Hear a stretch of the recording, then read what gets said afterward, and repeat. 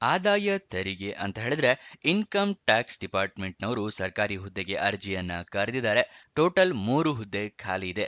ಉದ್ಯೋಗ ಸ್ಥಳ Bengaluru, Karnataka. Young professionals ಹುದ್ದೆ ಇದಾಗಿದೆ.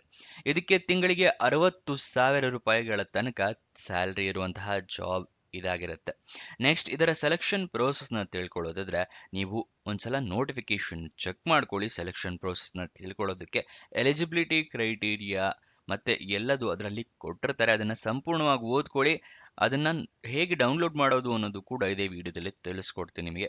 ನೆಕ್ಸ್ಟ್ ನೀವು ಅರ್ಜಿಯನ್ನ ಹೇಗೆ ಹಾಕೋಬೇಕು ಅಂತ ಹೇಳಿದ್ರೆ ನೀವು ಆಫ್ಲೈನ್ ಮೂಲಕ ಅರ್ಜಿಯನ್ನ ಹಾಕೋಬೇಕಾಗತ್ತೆ. ಅಂದ್ರೆ ನಿಮಗೆ ಒಂದು ಅಪ್ಲಿಕೇಶನ್ ಫಾರಂ ಸಿಗುತ್ತೆ, ಬಟ್ ಆನ್ಲೈನ್ ಮುಖಾಂತರ ಅಲ್ಲ, ಇಮೇಲ್ ಮುಖಾಂತರ ನೀವು ಅಪ್ಲಿಕೇಶನ್ನ ಕಳಿಸ್ಕೊಡ್ಬೇಕಾಗತ್ತೆ.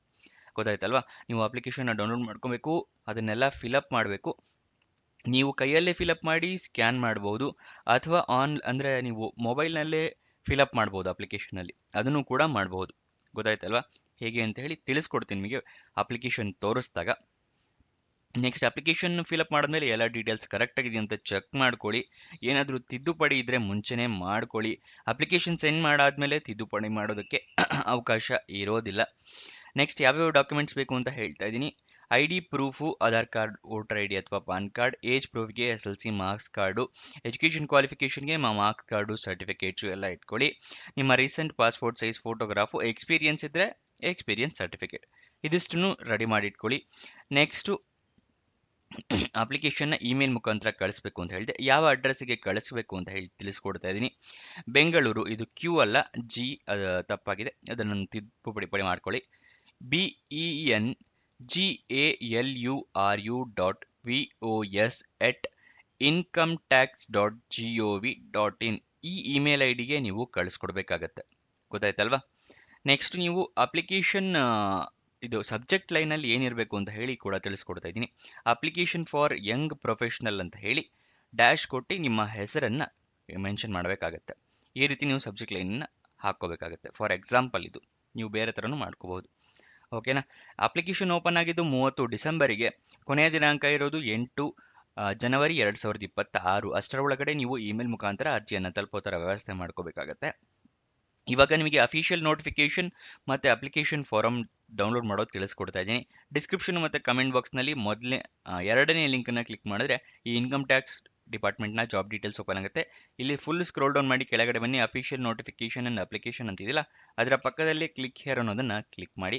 ನಿಮಗೆ ಫಸ್ಟ್ ನೋಟಿಫಿಕೇಶನ್ ಓಪನ್ ಆಗುತ್ತೆ, ಯಾವ್ಯಾವ ಜಾಬು ಎಷ್ಟೆಷ್ಟು ಅಂತ ಎಲ್ಲ ಕೊಟ್ಟಿದ್ದಾರೆ. ಅದಾದಮೇಲೆ ಸ್ಕ್ರೋಲ್ ಡೌನ್ ಮಾಡಿ education qualification, job description, selection process ಇಲ್ಲಿದೆ ನೋಡಿ. ನಿಮ್ಮ ಅಪ್ಲಿಕೇಶನ್ನ ಸ್ಕ್ರೀನಿಂಗ್ ಮಾಡ್ತಾರೆ. ಅದಾದ ನಂತರ ನಿಮ್ಮನ್ನ ಇಂಟರ್ವ್ಯೂ ಅಂದರೆ ಸಂದರ್ಶನಕ್ಕೆ ಕರೀತಾರೆ. ಗೊತ್ತಾಯ್ತಲ್ವಾ? ಯಾವುದೇ ರೀತಿಯ ಪರೀಕ್ಷೆ ಅಂದರೆ ರಿಟರ್ನ್ ಟೆಸ್ಟ್ ಇರೋದಿಲ್ಲ. Return test, computer based test, ಯಾವುದೇ ರೀತಿಯ ಟೆಸ್ಟ್ ಕೂಡ ಇರೋದಿಲ್ಲ. Next other terms and conditions ಇರುತ್ತೆ.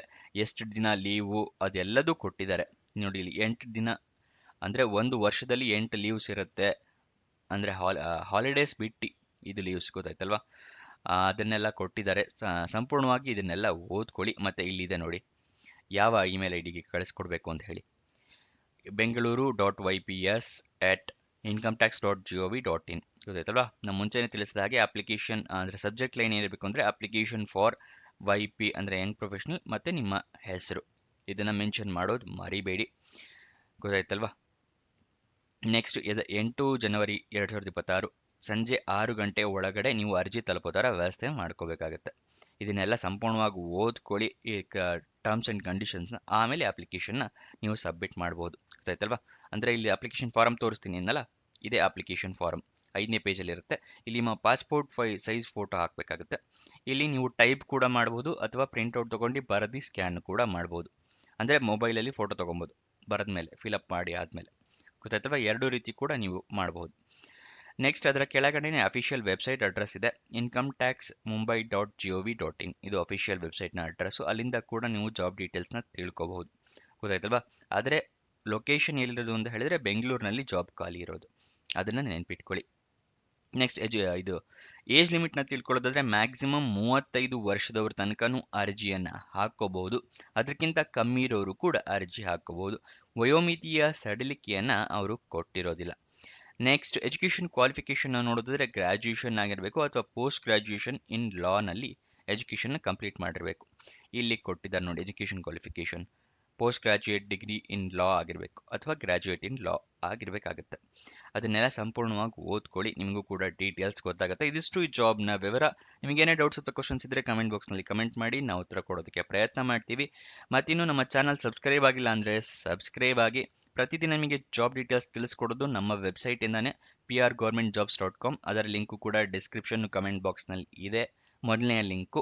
ಮತ್ತು ನಮ್ಮ ವಾಟ್ಸಪ್ ಟೆಲಿಗ್ರಾಮ್ ಚಾನಲ್ ಜಾಯ್ನ್ ಆಗಿಲ್ಲ ಅಂದರೆ ಜಾಯ್ನ್ ಆಗಿ, ಡಿಸ್ಕ್ರಿಪ್ಷನ್ ಕಮೆಂಟ್ ಬಾಕ್ಸಲ್ಲಿ ಇದೆ. ಮತ್ತು ಈ ವೆಬ್ಸೈಟಲ್ಲೂ ಕೂಡ ಈ ರೀತಿ ಬಟನ್ಸ್ ಇದೆ.